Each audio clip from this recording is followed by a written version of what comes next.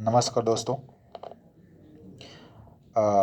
मैं आज आपको मेडिकल के बारे में सारी चीज़ें जानकारी दूंगा, क्योंकि आप लोगों टेस्ट की तैयारी तो कर ही रहे हैं, पेपर की भी तैयारी कर रहे हैं और फिज़िकल की भी तैयारी कर ही रहे हैं। तो साथ ही साथ आपको मेडिकल के बारे में भी जानकारी होना अति आवश्यक है। मैं ये समझता हूँ कि आपका अगर मेडिकल के बारे में नॉलेज है तो आराम से वो चीज़ें आप क्लियर कर सकते हैं। तो चलिए मैं वो चीज़ आपको हर एक चीज़ बताऊंगा जो चीज़ें उसमें देखी जाती हैं या पूछी जाती हैं, ठीक है, या महत्वपूर्ण बातें जो भी हैं मैं आपको सब बताऊंगा। तो मैं वन बाई वन करके आपको सारी चीज़ें बताऊंगा कि करना क्या क्या है, ठीक है। सबसे पहले एक नंबर पर मैंने लिखा हेयर कट। तो दोस्तों आपका बहुत बड़े बड़े बाल नहीं होने चाहिए, हेयर कट होना चाहिए, ठीक है। आप कैसे भी कराएं लेकिन हेयर कट होना चाहिए, बहुत बड़े बड़े बाल नहीं होने चाहिए। तो फर्स्ट हो गया आपका हेयर कट। सेकंड आपका ईयर वैक्स, मीन्स कानों की सफाई आपकी होनी चाहिए, ठीक है। आपके कान साफ सुथरा होने चाहिए। ये चीज़ें आपको थोड़ा सा ध्यान देना है। ज़्यादातर दोस्तों होता क्या है कि भाई लोग हमारे जो हैं वो डॉक्टर के पास भी जाके साफ कराते हैं। तो कोई ऐसा ज़रूरी नहीं है कि आप डॉक्टर के पास ही जाएं, लेकिन इतना ज़रूर आपको मैं बताना चाहूँगा कि जो रोड पे बैठे होते हैं ना, आपको बुलाते हैं कि कान सफा साफ करने के लिए, तो वो चीज़ आपको इग्नोर करना है, क्योंकि वो दोस्तों कान साफ करते नहीं है। जो हमारे अंदर कान के पर्दे हैं उनको ज़रूर ख़राब कर देते हैं, तो उनसे ज़रूर बचना है। क्योंकि 5 रुपये 10 रुपये लेके वो कान साफ करते हैं, लेकिन उससे होता कुछ नहीं, हमारा खुद का नुकसान हो जाता है। तो आप अपने से बड्स लेके सफाई कर सकते हैं। ये हो गया आपका ईयर वैक्स, ठीक है। नेक्स्ट है आई टेस्ट, आँखों की जांच। तो आँखों की जांच में आपको खड़ा करके या बैठा के आपको ABCD जो भी है, काका का जो भी उनके पास होगा वो पढ़वाया जाएगा, ठीक है, कि आपको वो चीज़ें दिख रही हैं कि नहीं दिख रही हैं। जैसे आप आँखों में जो प्रॉब्लम होती है, ज़्यादातर आँखों में पानी आते हैं, तो होता क्या है कि डॉक्टर से चेक कराते हैं कि भाई आप इसको पढ़िए, आपकी दूरदृष्टि हर चीज़ चेक करते हैं। इसके बाद वो पावर का चश्मा देते हैं, जो भी होता है उनके हिसाब से, ठीक है। तो आई टेस्ट ऐसे करते हैं। इसके बाद आपको इसमें 6x6 होता है, 6x6 आई, ठीक है। इसके बाद दोस्तों आते हैं नेक्स्ट पॉइंट पे, प्राइवेट पार्ट पे, ठीक है। तो प्राइवेट पार्ट जो होता है दोस्तों, प्राइवेट पार्ट आप समझ ही रहे होंगे कि प्राइवेट पार्ट ऑफ बॉडी। तो प्राइवेट पार्ट जो होता है उसमें आपका नीट एंड क्लीन होनी चाहिए। सबसे इम्पोर्टेंट बात है कि आपका जो प्राइवेट पार्ट है वो आपको एकदम साफ़ सुथरा होना चाहिए, ठीक है। उसमें कोई भी प्रकार की चीज़ें ना हो, ठीक है, एकदम नीट एंड क्लीन होना चाहिए। आपको कोई ऐसा गुदा रोग ना हो, ठीक है। आपको कोई पहले से, और जैसे क्या बोलते हैं कि गुदा रोग में जो भकंदर होती है चीज़ें, या आपका पीछे से जो हमारा प्राइवेट पार्ट होता है उसमें ब्लड वगैरह आता है, वो चीज़ नहीं होनी चाहिए। तो आप समझ पा रहे होंगे कि मैं कहना क्या चाह रहा हूँ। तो दोस्तों होता क्या है कि प्राइवेट पार्ट सबसे चीज़ें और सबसे ज़रूरी होती हैं। ये चीज़ें बहुत ही बारीकी से चेक होती हैं, हर एक चीज़ को बारीकी से चेक किया जाता है इनमें, प्राइवेट पार्ट में। तो इसलिए आप पहले से उसको बढ़िया से नीट एंड क्लीन करके रखें, बढ़िया से क्लियर करके रखें, ठीक है। और कोई भी आपको होता है क्या है कि जब भी प्राइवेट पार्ट होता है तो आपको विदाउट कपड़े के खड़ा कर दिया जाता है। बाकी आप समझ ही चुके होंगे कि क्या क्या चेक होता है, ठीक है। आपको हर एक चीज़ टॉर्च से देखी जाती है, उसमें एक एक पॉइंट चेक किया जाता है। इसलिए आप उस चीज़ को ज़रूर क्लियर करके रखें।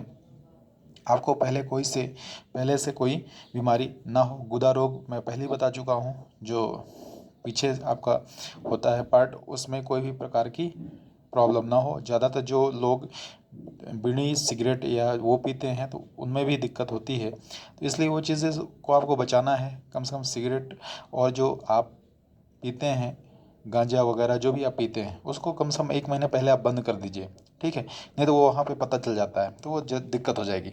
चलिए नेक्स्ट बात करते हैं। नेल कट होना चाहिए, ठीक है, आपका नेल कटा हुआ होना चाहिए।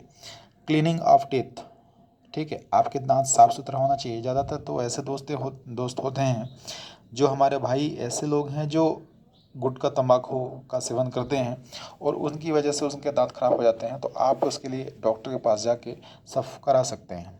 या इसके अलावा बहुत से हमारे दोस्त भाई ऐसे हैं या जो हमारी बहनें हैं, तो दांतों में क्या होता है कि अंदर से खोखले हो जाते हैं।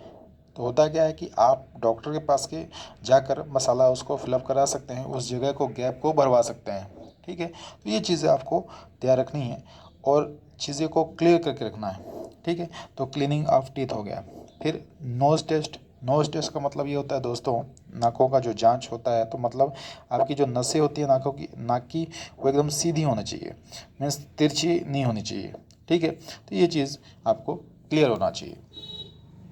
नेक्स्ट बात करते हैं कलर विज़न। दोस्तों कलर विज़न नहीं होना चाहिए, ये कलर विज़न का कोई इलाज नहीं है, ठीक है। कलर विज़न में क्या होता है, क्या है कि आपको कलर में, मैं उसका पेपर भी डाल दूंगा, आप सीट डाल दूंगा, आप देख सकते हैं।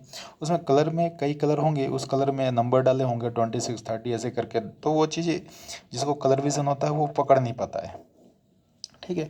तो ये चीज़ें थोड़ा सा आपको ज़रूर ध्यान देनी है।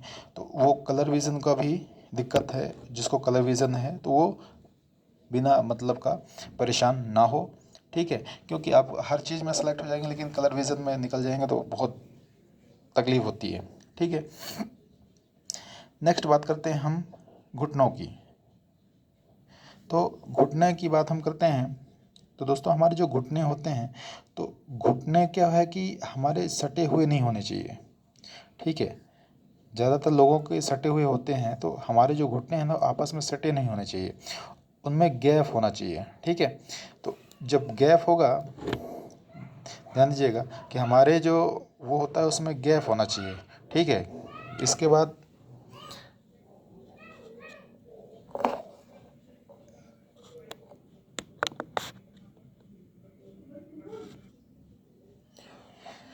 तो नी हमारा जो है घुटना वो आपका गैप होना चाहिए।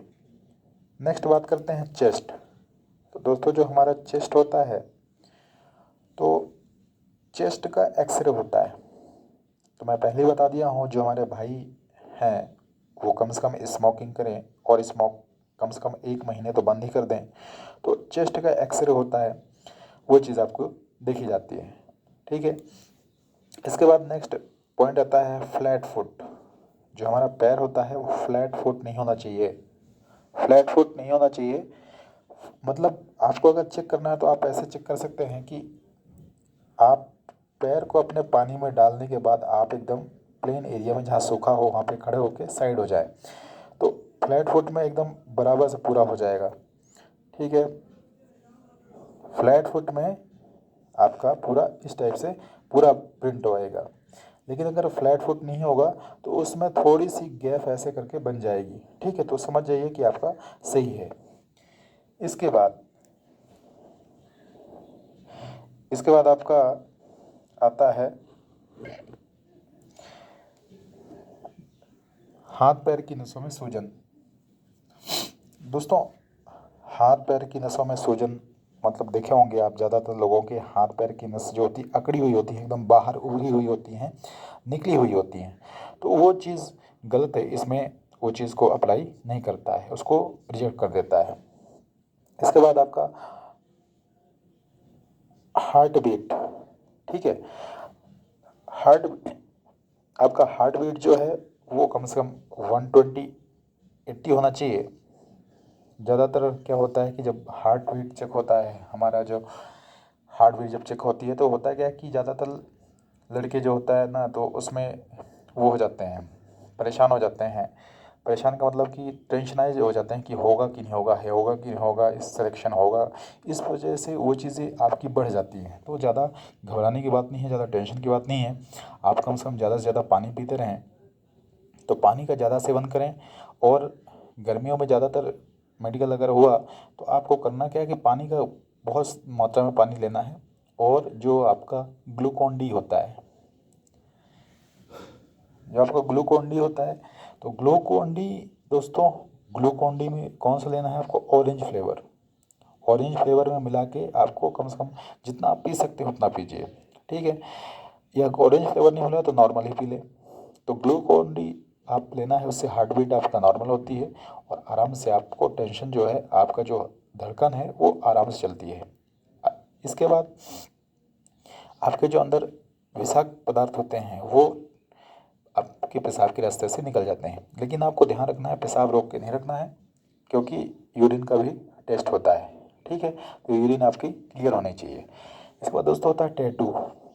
आपके हाथ में टैटू होने तो नहीं चाहिए, लेकिन आप उसको निकलवा भी सकते हैं। जिस भाई के हाथ में टैटू है तो वो डॉक्टर से निकलवा सकता है, सर्जरी करा सकता है, कोई दिक्कत नहीं है उसमें। तो जिसके हाथ से कहीं भी टैटू होना नहीं चाहिए। इसके बाद हाथ में कंपन।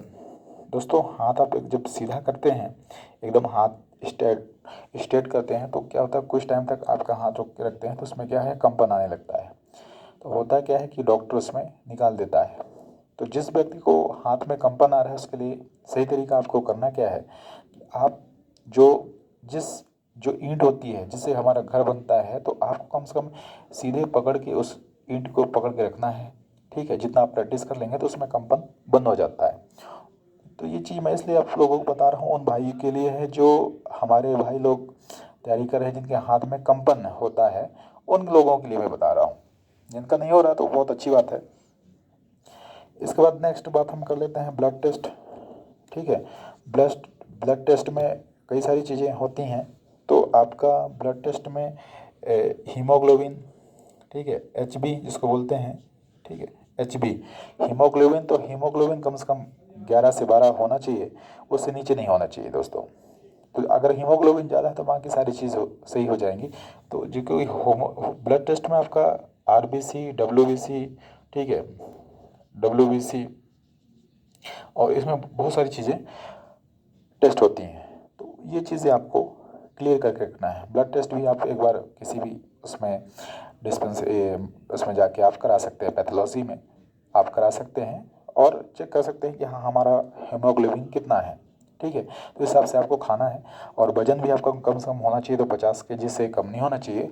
तो वजन के लिए जिन भाई एवं बहनों का वजन कम है तो वो कम से कम इतना काम कर सकते हैं कि जो वहाँ पहुँचने के बाद कम से कम आप केला का सेवन ज़्यादा से ज़्यादा करें।